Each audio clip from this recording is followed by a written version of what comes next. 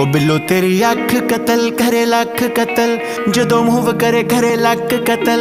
असला भी लोड़ करे टल जा छड़ अखा नाल करने तू बस। ओ बिल्लो तेरी अख कतल करे लख कतल, जदों मूव करे करे लख कतल।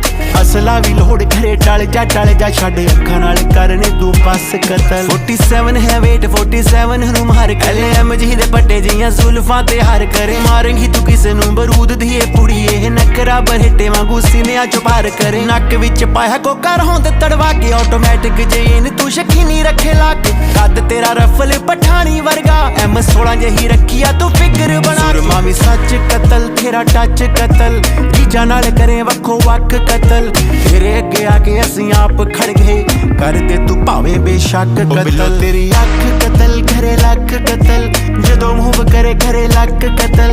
असला भी लोड़ करे टल जा छड़ अखा नाल।